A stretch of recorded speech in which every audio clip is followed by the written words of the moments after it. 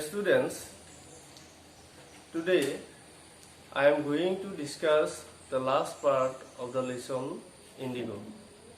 In the last class, we got that as a result of the discussion between Gandhi and Sir Edward Gate, an official commission of inquiry was formed to discuss about the problems of the sharecroppers.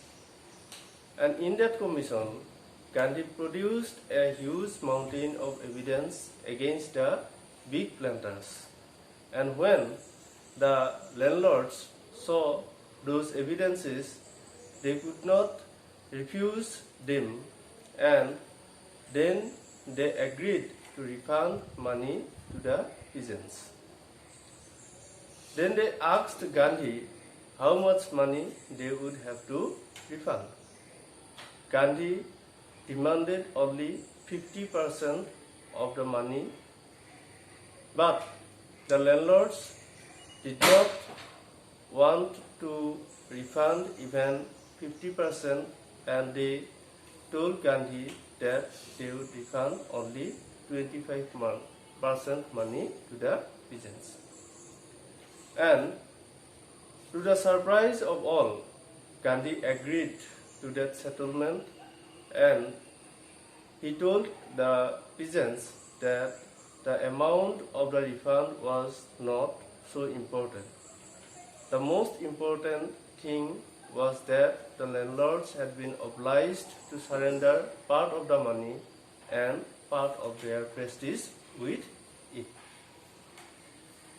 Events justified Gandhi's decision.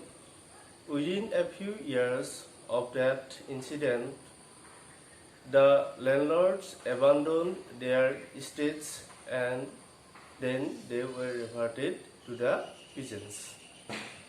After that, indigo sharecropping totally disappeared from Assam. Thus, Gandhi solved the problem of the peasants, and he was not satisfied by settling the problem of the sharecroppers. He also gave importance to some other problems of Champaran. When he was in Champaran, he noticed that the people of Champaran were socially and culturally very backward. So he wanted to do something immediately. For that, he appealed for teachers. Many people from different parts of India arrived in Champaran to teach the people of Champaran. Primary schools were opened, and the teachers tried to educate the people of Champaran. Gandhi noticed another problem of Champaran. He noticed that the health condition of the people of Champaran were very miserable. He appealed for a doctor. He got a doctor who was interested to offer his service for 6 months, and he went to Champaran, but medicines were not available there. Only 3 medicines were available. The doctor tried to solve every problem only with those 3 medicines. When Gandhi was in Champaran, it was not that he forgot all his duties to his ashram. He sent regular instructions to the ashram by mail, and he kept all the accounts through mail.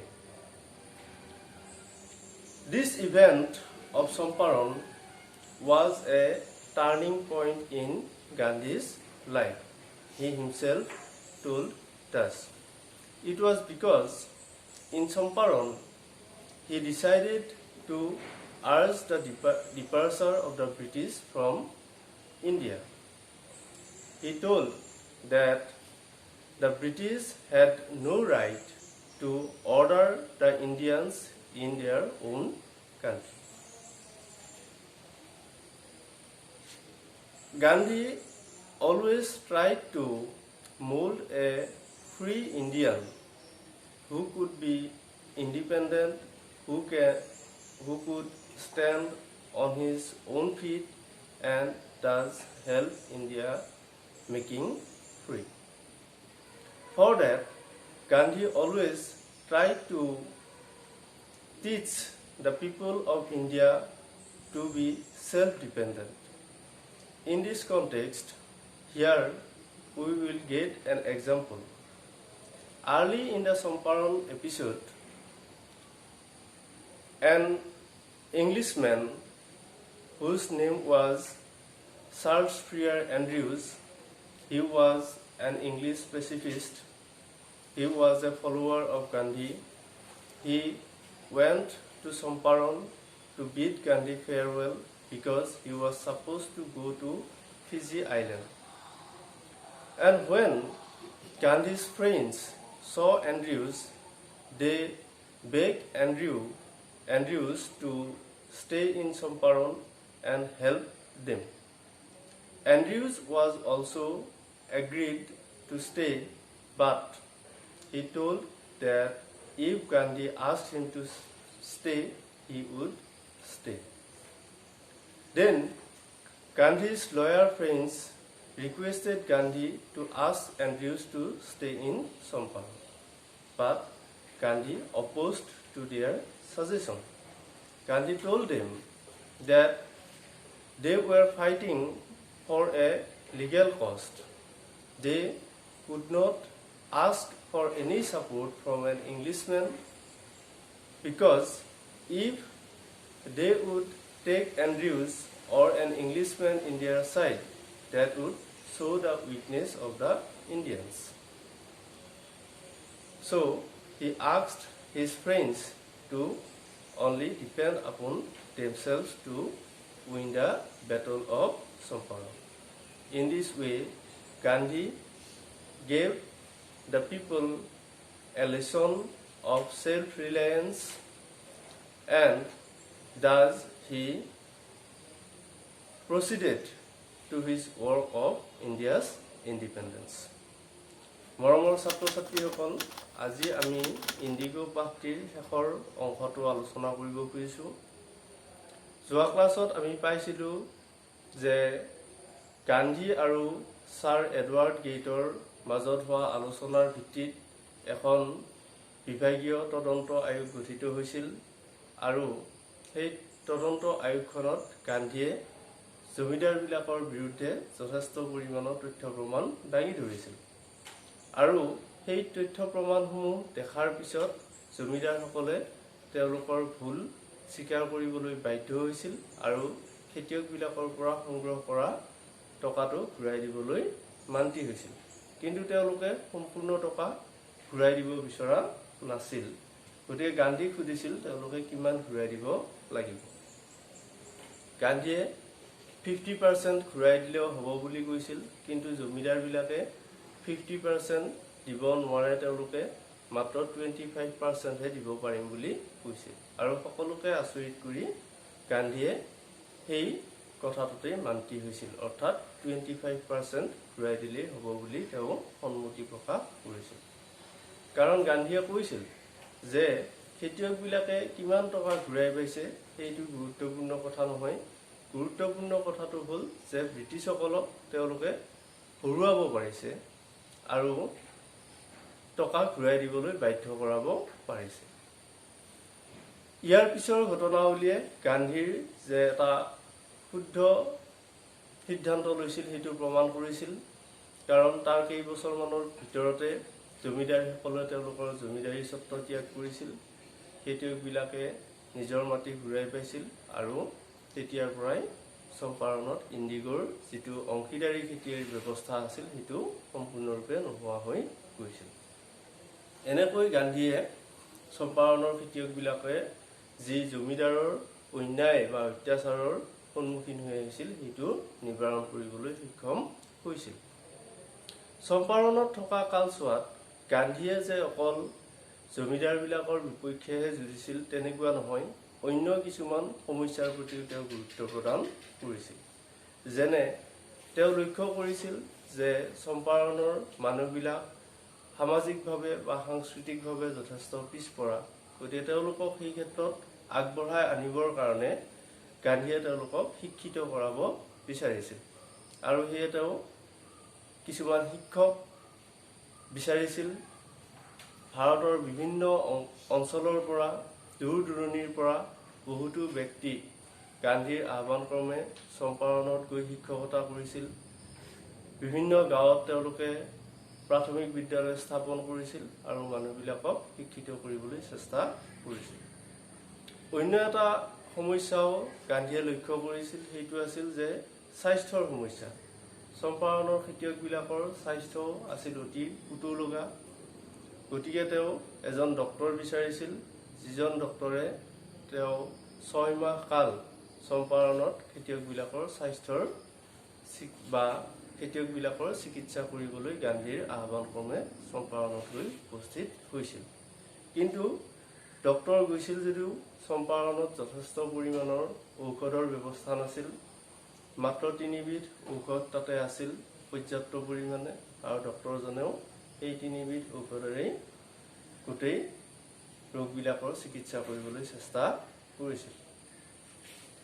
চম্পাৰণত থকা কালছোৱাত গান্ধীয়ে যে তেওঁ আশ্ৰমৰ দায়িত্ব পালন কৰা নাছিল তেনেকুৱা নাছিল। তেওঁ নিয়মিতভাৱে আশ্ৰমলৈ নীতি নিৰ্দেশনা প্ৰেৰণ কৰি আছিল পত্ৰৰ জৰিয়তে, নাইবা আশ্ৰমৰ জমা খৰচৰ হিচাপবোৰো তেওঁ নিয়মিতভাৱে ৰাখি আছিল। এনেকৈ গান্ধীয়ে চম্পাৰণত দিন অতিবাহিত কৰিছিল। আৰু চম্পাৰণৰ যি ঘটনা, সেই ঘটনাটোক গান্ধীয়ে নিজেই তেওঁৰ জীৱনৰ এটা দিশ পৰিৱৰ্তনকাৰী ঘটনা হিচাপে অভিহিত কৰিছিল। কাৰণ চম্পাৰণতেই তেওঁ ব্ৰিটিছসকলক ভাৰতৰ পৰা খেদি পঠিওৱা কথাটোৰ এটা সিদ্ধান্ত লৈছিল আৰু ঘোষণা কৰিছিল যে ব্ৰিটিছসকলে ভাৰতত কোনো আদেশ দিয়াৰ তেওঁলোকৰ অধিকাৰ নাই। গান্ধীৰ কৰ্ম পদ্ধতি আছিল সুকীয়া। তেওঁ একেটা কৰ্মৰ জৰিয়তেই বিভিন্ন উদ্দেশ্য পূৰণ কৰিবলৈ চেষ্টা কৰিছিল আৰু তেওঁৰ প্ৰত্যেক কৰ্মৰ আঁৰত এটাই উদ্দেশ্য আছিল। সেই উদ্দেশ্যটো হ'ল এজন আত্মনিৰ্ভৰশীল ভাৰতীয় গঢ় দিয়াটো, যিজন ভাৰতীয়ই আত্মনিৰ্ভৰশীল হৈ ভাৰতীয় স্বাধীনতা আন্দোলনত অংশগ্ৰহণ কৰিব পাৰিব।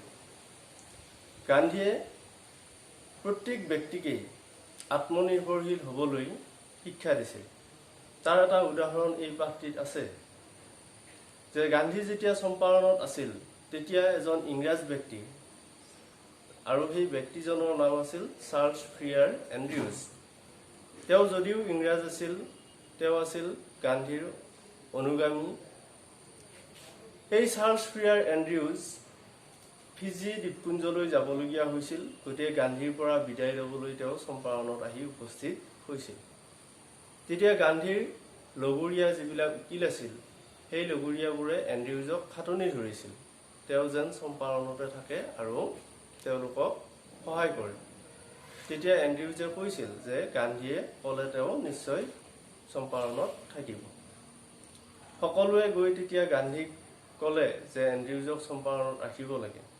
সেই কথাটোত গান্ধীয়ে তীব্ৰভাৱে বিৰোধিতা কৰিছিল। গান্ধীয়ে তেওঁৰ বন্ধুসকলক কৈছিল যে চাৰ্লছ ফ্ৰিয়াৰ এণ্ড্ৰিউজ হ'ল এজন ইংৰাজ ব্যক্তি আৰু আমি এজন ইংৰাজৰ পৰা কোনো ধৰণৰ সহায় ল'ব নোৱাৰোঁ, কাৰণ আমি যদি ইংৰাজৰ পৰা সহায় লওঁ সেইটোৱে আমাৰ দুৰ্বলতাহে প্ৰকাশ কৰিব। গতিকে ন্যায় যুদ্ধত আত্মনিৰ্ভৰশীল হ'বৰ কাৰণে গান্ধীয়ে তেওঁৰ বন্ধুসকলক পৰামৰ্শ দিছিল। এনেকৈয়ে গান্ধীয়ে চম্পাৰণত ভাৰতীয়সকলক আত্মনিৰ্ভৰশীল হ'বলৈ শিক্ষা দিছিল আৰু লগতে ভাৰতীয় স্বাধীনতা আন্দোলনত অংশগ্ৰহণ কৰিবৰ কাৰণে সকলোকে অনুপ্ৰাণিত কৰিছিল। আৰু তেওঁৰ মূল উদ্দেশ্য খেতিয়কবিলাকক সহায় কৰাটো, এই উদ্দেশ্যটো তেওঁ আগবঢ়াই নিছিল আৰু শেষত তেওঁ সফল হৈছিল। এইখিনিয়ে ইণ্ডিগ' পাঠটিৰ কথা। তোমালোকে পাঠটি ঘৰত কিতাপখনত পঢ়ি চাবা। ভিডিঅ' মই ভালেকেইটা দিলোঁ, গোটেইকেইটাও তোমালোকে চাবা, চাই বুজিবৰ কাৰণে চেষ্টা কৰিবা আৰু বুজি নাপালে মোৰ লগত যোগাযোগ কৰিবা।